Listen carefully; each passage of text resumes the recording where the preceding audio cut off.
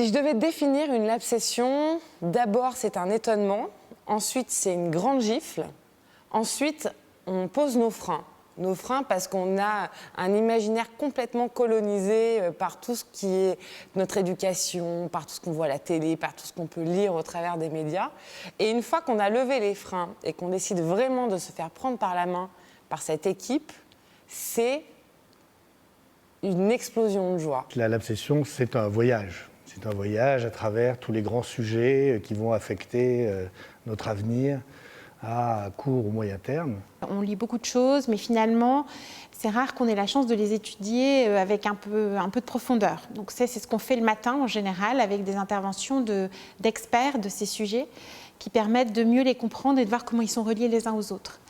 Et puis, en général, l'après-midi, on rencontre cette fois-ci des acteurs de changement, c'est-à-dire des gens qui se sont engagés pour que le monde aille dans une direction souhaitable, puisqu'il y a l'Institut des futurs souhaitables. Donc c'est une très grande bouffée d'optimisme et d'ambition pour l'avenir.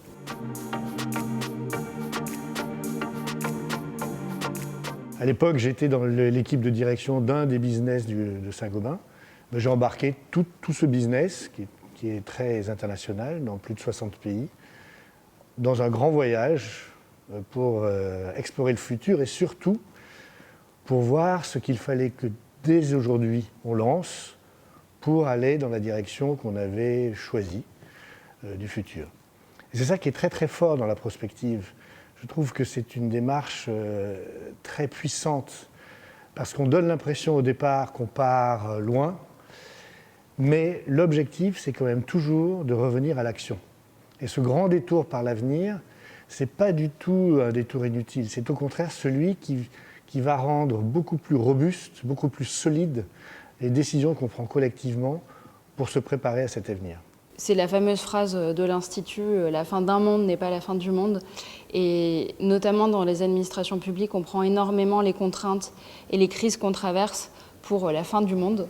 Et en fait, que ces contraintes puissent être comme dans l'art, créatrices, nous inspirer et nous inciter à l'innovation.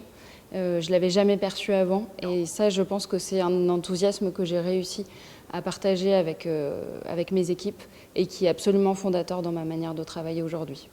Ça m'a donné envie de faire partager ça à mon équipe. Donc aujourd'hui, j'ai des personnes de mon équipe qui sont formées sur chaque session.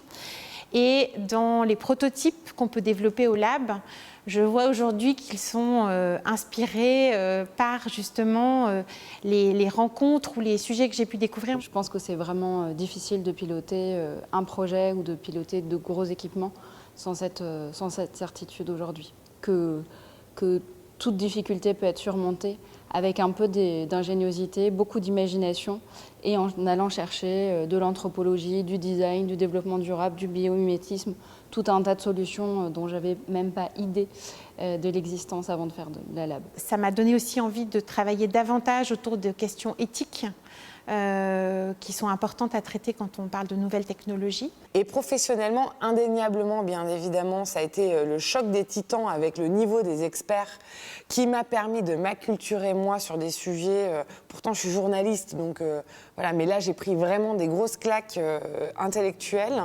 Et en plus, ça m'a permis de nourrir, voire même de faire pivoter un bout de mon projet professionnel en me disant « Ok, jusqu'à présent, je suis entrepreneur, j'essaie de faire mon petit bout de mon côté. » Et en fait, je me disais qu'il fallait qu'on soit... J'ai compris en fait qu'il fallait qu'on soit beaucoup plus nombreux. Et effectivement, j'ai intégré le groupe SOS, qui est une énorme communauté d'acteurs du changement.